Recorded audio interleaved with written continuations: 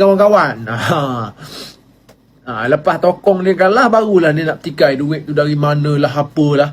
Ni lepas dah keluar parti setahun lepas pemilihan parti, lepas dia dah keluar pun daripada parti, barulah dia nak londeh-melondeh. Oh ni apa ni, Casey dapat duit dari parti, duit cash tunai. Ini apa ni, duit dari mana? Ini mesti Azam Baki dah pegang file-file orang keliling Anwar Ibrahim. Kalau betul lah kau ni memang jenis jiwa berprinsip, engkau memang dalam jiwa kau dah memang tak boleh terima amalan-amalan yang kau cerita ini, kononnya amalan tu wujud dalam PKR, engkau takkan ambil 1 sen pun lah duit parti. Engkau sendiri masa hari pertama kau jadi KC dulu lagi, kau patut dah bangkitkan dah benda ni, kau dah isukan dah. Kan, bukannya bila tokong kau dah kalah, barulah kau nak cerita macam-macam. Dah keluar parti setahun lepas pemilihan parti, barulah nak berdedahkan. Oh ini tengok apa ni, salah.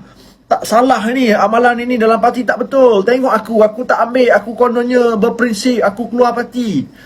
3 tahun kau jadi KC, 1 report pada SPRM pun kau tak buat.